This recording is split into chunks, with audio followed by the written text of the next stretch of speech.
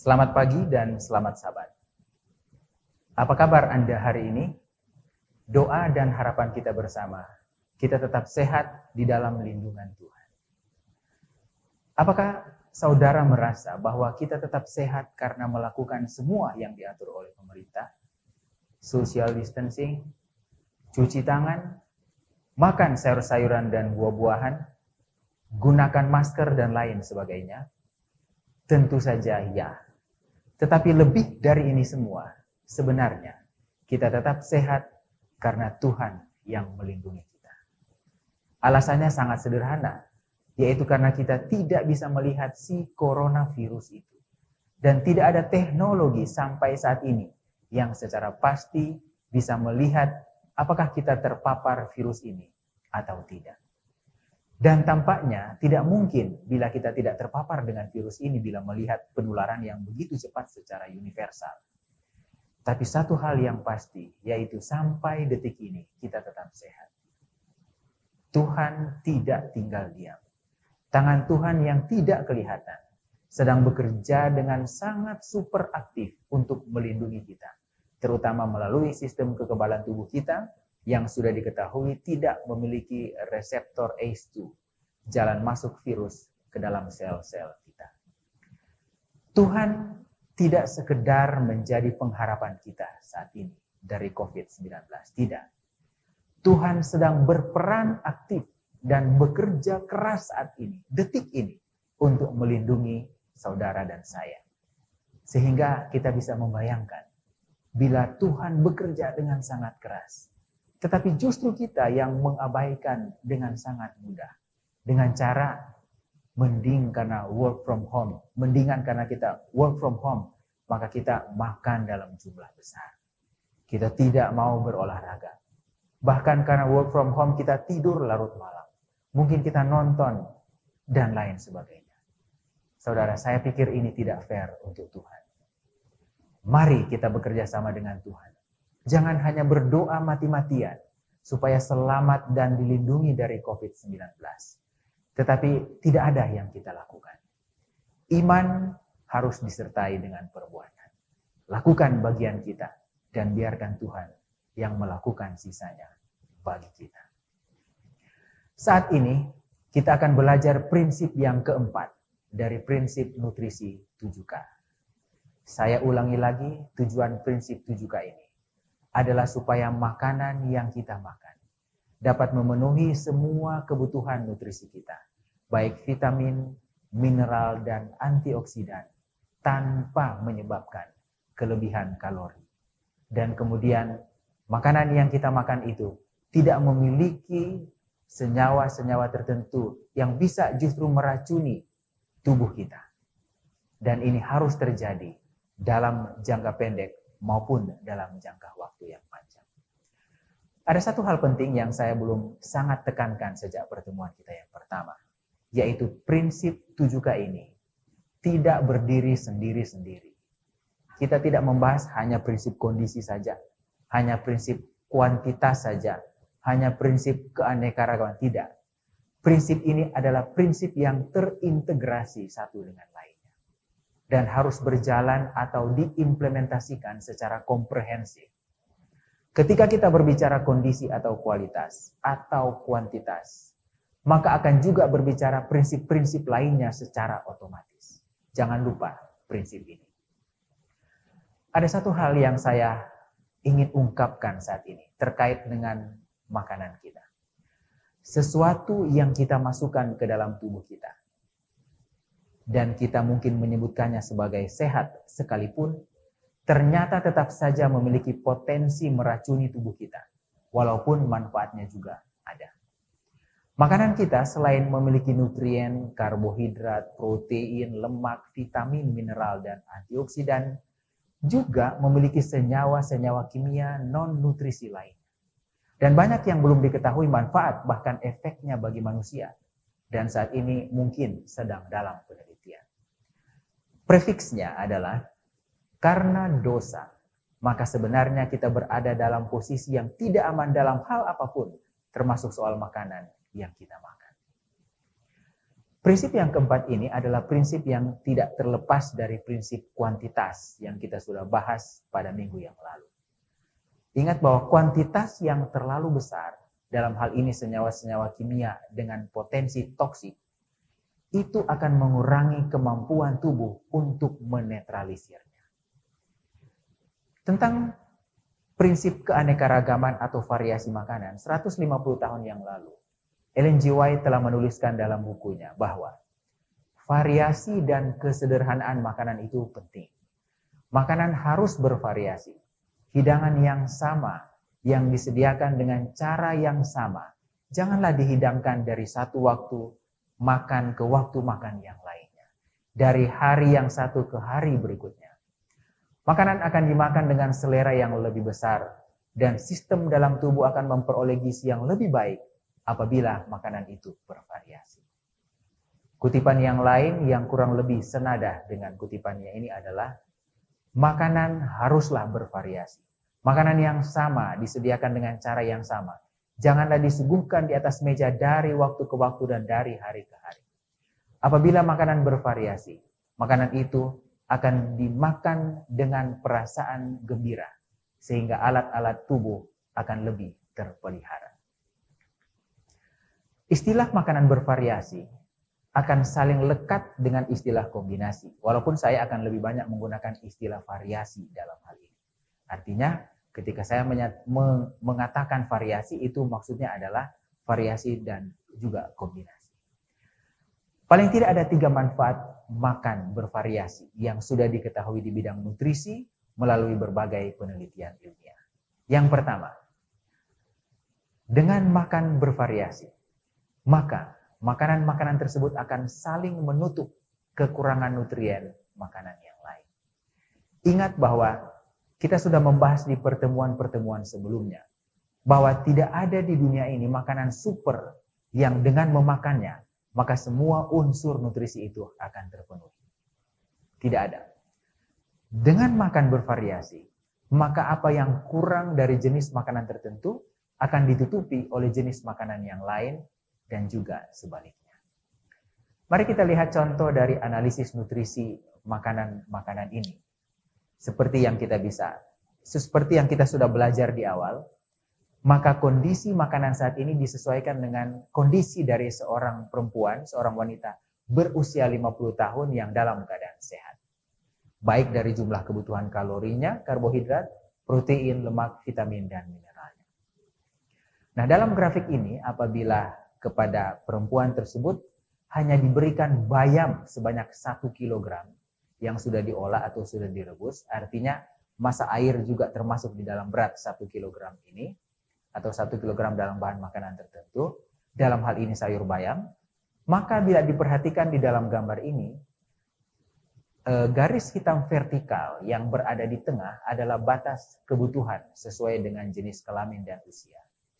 Bila kita perhatikan untuk kebutuhan energi yang digambarkan di dalam grafik bar berwarna merah, kemudian kebutuhan protein seperti digambarkan di grafik bar berwarna hijau, lemak seperti yang digambarkan di grafik bar warna kuning, dan karbohidrat sebagaimana Bapak dan Ibu bisa lihat di grafik bar yang berwarna coklat. Semuanya menunjukkan bahwa bayam 1 kg ini jauh di bawah nilai cukup untuk karbohidrat, protein, lemak, dan kalorinya. Artinya, perempuan ini akan kekurangan energi, karbohidrat, protein, dan lemak. Tetapi kalau kita perhatikan di gambar ini, bayam 1 kg tersebut akan memberikan perempuan ini lebih dari cukup vitamin dan mineral. Nah, kalau kita kembali ke prinsip kondisi, maka kita tidak bisa mengatakan bahwa bayam sehat dalam kondisi yang sedang kita bicarakan ini. Mikronutrisi vitamin dan mineral cukup bahkan berlebihan. Tetapi makronutrisi, karbohidrat, protein, dan lemak yang memberikan energi jauh dari yang bisa disebut sebagai cukup. Hal ini terjadi karena yang digunakan hanya satu jenis atau yang disebut sebagai makanan tunggal. Untuk itu, perlu adanya kombinasi dan variasi dari makanan-makanan yang lain. Mari kita lihat apa yang terjadi bila makanan ini kita kombinasi dan variasi dengan makanan yang lain. Kali ini kita langsung kombinasi dengan sumber karbohidrat, dalam hal ini beras pecah kulit, divariasi dengan buah pepaya dan pisang, dan sumber proteinnya dari tempe dan tahu serta kacang hijau. Dan ini untuk makanan sehari. Ingat, ini untuk makanan sehari ya, bukan sekali makan, jangan lupa. Nah, coba kita perhatikan apa yang terjadi. Ternyata dengan kombinasi seperti ini, kita dapat meningkatkan jumlah makronutrisi, dalam hal ini karbohidrat, protein, lemak, sampai mencapai jumlah cukup. Nah, di dalam bidang nutrisi, makronutrisi 80%, minimal 80% itu 80% maksud saya dari kebutuhan totalnya, itu sudah dianggap cukup. Sementara jumlah vitamin dan mineral tidak ada masalah. Dalam keadaan sehat seperti kondisi perempuan ini, karena kita sudah belajar minggu yang lalu bahwa tubuh akan melakukan kompensasi penyerapan nutrisi secara aktif dan pasif. Kita bisa melihat bahwa dengan variasi dan kombinasi, maka masalah kekurangan nutrisi dapat diselesaikan tanpa akan meningkatkan kalori, asalkan sesuai dengan prinsip kualitas. Kita mengisinya sebagian besar dengan bahan makanan tumbuhan utuh.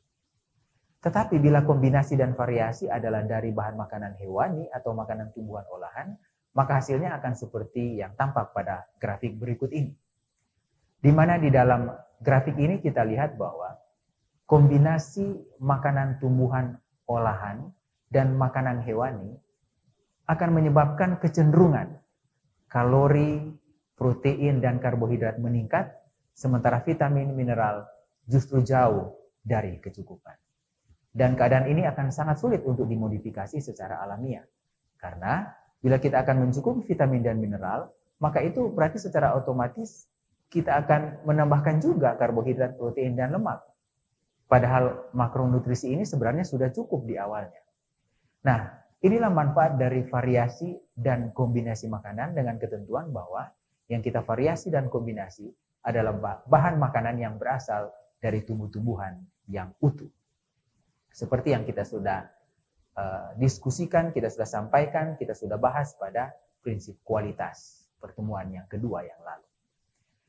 Nah, Bapak dan Ibu, sekarang kita maju pada manfaat yang kedua. Apa manfaat yang kedua dari prinsip keanekaragaman? Manfaat dari yang kedua dari prinsip variasi makanan. Nah, ternyata manfaat yang kedua dari makanan yang bervariasi atau beraneka ragam adalah untuk membatasi kelebihan nutrien dan atau senyawa-senyawa kimia non-nutrien tertentu di dalam bahan makanan. Ada apa dengan senyawa-senyawa kimia non-nutrien di dalam bahan makanan? Makan bervariasi akan menyebabkan kita tidak terpapar, sekali lagi, tidak terpapar dengan jenis makanan yang sama dari waktu ke waktu. Sehingga bila dalam bahan makanan yang kita makan ternyata memiliki senyawa-senyawa kimia yang berpotensi merusak tubuh, maka tubuh memiliki kesempatan untuk mendetoksnya atau menetralisirnya. Tapi coba kita bayangkan bila kita makan makanan yang sama secara terus-menerus, maka kapan tubuh dalam hal ini khususnya liver manusia, hati manusia, memiliki waktu atau mendapatkan kesempatan untuk menetralisir senyawa-senyawa ini? Tidak ada waktu. Sehingga akhirnya senyawa-senyawa beracun ini, senyawa-senyawa berpotensi toksik ini akan terakumulasi di dalam tubuh, tidak sempat dinetralisir, dan akhirnya akan menyebabkan masalah pada tubuh manusia. Dolan dan kawan-kawan pada tahun 2010 di dalam review mereka tentang senyawa-senyawa yang berpotensi toksik di dalam bahan makanan, mereka menuliskan bahwa segala sesuatu itu bersifat toksik. Dan satu-satunya cara supaya tidak menjadi toksik adalah dengan pengaturan dosis. Sekali lagi, segala sesuatu bersifat toksik. Dan satu-satunya cara supaya kita bisa mengurangi, meminimalisasi efek toksik tersebut adalah dengan pengaturan dosis. Artinya prinsip keanekaragaman ini masuk pada pengaturan dosis. Karena ketika kita makan beraneka ragam, maka otomatis kita akan mengurangi dosis dari bahan makanan tertentu yang kita makan. Dosis yang tinggi dari bahan makanan A yang kita makan, tetapi karena kita juga makan makanan B, makanan C, D, maka kita akan makan makanan A ini mungkin nanti minggu depan lagi atau beberapa hari lagi. Sehingga dosis toksiknya, maksudnya sehingga dosis potensi toksik pada makanan ini tidak akan terjadi akumulasi. Hanya dimakan dalam jumlah kecil dan tubuh juga memiliki banyak waktu untuk menetralisirnya. Bapak dan Ibu, bahkan air jernih yang kita pikir mungkin tidak ada senyawa berbahaya di dalamnya. Tetapi bila dikonsumsi 4-5 liter dalam 2-3 jam, itu akan berpotensi menyebabkan terjadinya pengenceran darah. Selanjutnya menyebabkan berkurangnya konsentrasi mineral tertentu, misalnya natrium, sehingga menyebabkan natrium ini dianggap berkurang oleh tubuh karena air yang terlalu banyak, dan terjadilah pembengkakan sel-sel otak, kemudian terjadi kejang, dan akhirnya menyebabkan kematian. Air jernih, coba kita bayangkan. Itulah sebabnya disarankan ketika kita minum dengan prinsip keanekaragaman, dalam hal ini maksudnya adalah kita minum air dengan prinsip terdistribusi merata sepanjang hari. Segelas-segelas setiap 2 atau 3 jam, sehingga tubuh memiliki waktu untuk menyeimbangkan kelebihan, membuang yang kelebihan, dan setelah sudah netral, aman, baru kemudian kita minum lagi. Begitu juga dengan vitamin A. Ketika kita mengasup vitamin A dalam jumlah yang sangat besar, maka cenderung menyebabkan terjadinya keracunan hati atau hepatoksisitas. Mungkin Bapak dan Ibu bertanya, bukankah pada materi tentang kuantitas kita sudah dijelaskan bahwa kelebihan vitamin dan mineral tidak akan jadi masalah karena tubuh akan mampu untuk melakukan pengaturan melalui mekanisme penyerapan aktif, pasif, dan mekanisme-mekanisme lainnya? Memang benar, hal tersebut benar, tetapi sayangnya sebagian besar hanya berlaku pada makanan-makanan berbasis tumbuhan utuh, tetapi tidak berlaku pada jenis suplementasi buatan. Artinya kalau kita mengasup vitamin A dari suplementasi, maka mekanisme pasif aktif, penyerapan pasif dan aktif biasanya akan sulit untuk terjadi. Tumbuhan-tumbuhan utuh memiliki senyawa-senyawa yang membantu terjadinya penyerapan aktif dan pasif, misalnya serat dan lain-lain. Tetapi bila yang kita gunakan adalah suplementasi yang tidak ada serat dan lain sebagainya, maka kemampuan tubuh ini sangat tidak maksimal. Sehingga potensi overconsumption bisa terjadi dengan penggunaan suplementasi. Tubuh tidak mampu untuk menetralisirnya. Ada satu penelitian dalam bentuk case report oleh Gunawan dan kawan-kawan yang dipublikasi pada tahun 2014 tentang terjadinya keracunan jengkol atau yang disebut dengan jengkolism. Satu kondisi yang ditandai dengan gejala-gejala kerusakan ginjal secara akut. Dari berbagai laporan kasus yang mereka kumpulkan, mereka menemukan bahwa rata-rata konsumsi biji jengkol pada kasus-kasus ini adalah 10 biji jengkol dengan berbagai cara pengolahannya. Walaupun terjadinya kondisi ini sampai saat ini belum diketahui dengan pasti, tetapi dari sudut pandang variasi makanan, bila kita makan 2 atau 3 biji saja biji jengkol, maka kemungkinan tidak akan mengalami masalah ini dibanding dengan makan 10 biji jengkol seperti pada kasus-kasus ini. Jadi makan jengkol 2 atau 3 biji, dan ini sebenarnya adalah ukuran 1 porsi untuk jengkol. Dan kemudian waktu makan yang lain diisi dengan jenis makanan lain yang juga bervariasi, dan makan jengkol mungkin minggu depan, minggu berikutnya, dengan jumlah yang juga sama, hanya 2-3 secukupnya, maka kondisi jengkolism ini kemungkinan besar tidak akan terjadi.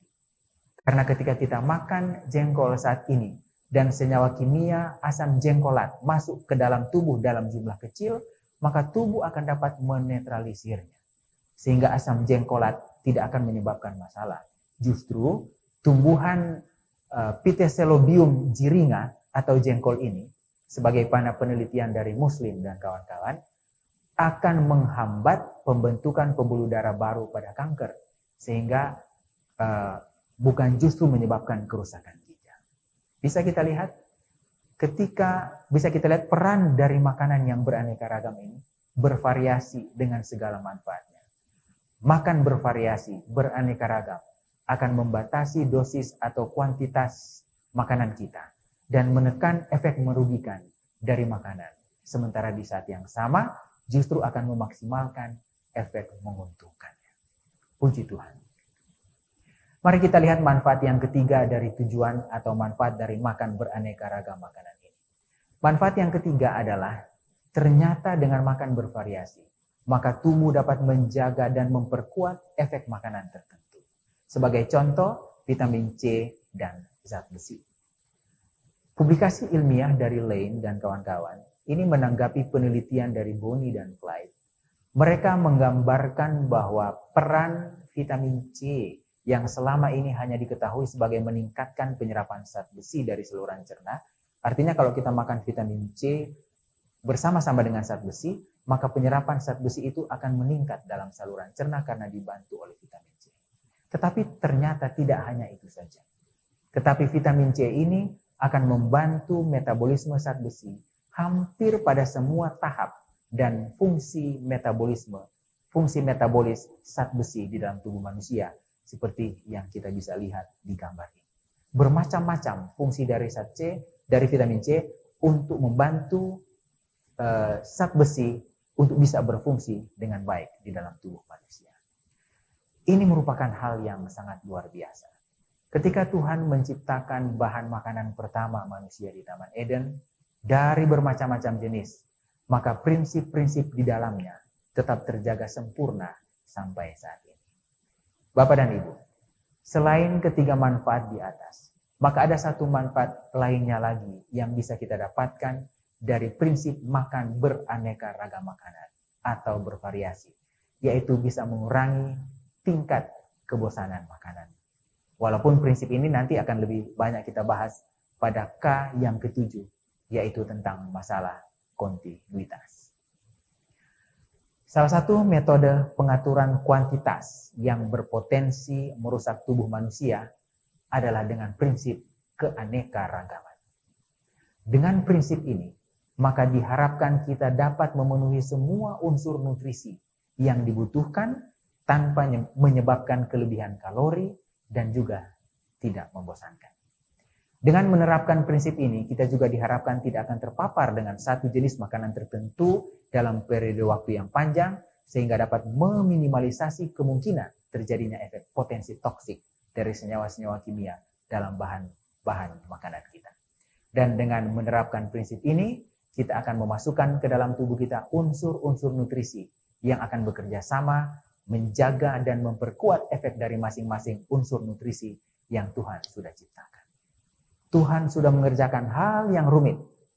Mari kita kerjakan hal sederhana yang Tuhan minta kita lakukan, yaitu makan beraneka ragam makanan. Minggu depan kita akan membahas prinsip yang terintegrasi lainnya, yaitu prinsip keteraturan. Bagaimana prinsip ini bekerja di dalam tubuh kita untuk mendatangkan manfaat sehat dari bahan-bahan makanan yang kita sudah makan sesuai prinsip kondisi, sesuai prinsip kualitas, sesuai prinsip kuantitas, dan prinsip keanekaragaman yang baru saja kita pelajari. Jangan lupa, minggu depan, prinsip keteraturan. Bapak dan Ibu, adalah satu hal yang terakhir yang saya mau sampaikan. Jangan lupa, lakukan minggu yang ada di depan. Tuhan sedang bekerja keras melindungi kita dari COVID-19. Lakukan bagian mudah yang harus kita lakukan. Mari kita bekerja sama dengan Tuhan. Lakukan bagian kita dan biarkan Tuhan melakukan sisanya untuk kita. Tuhan memberkati.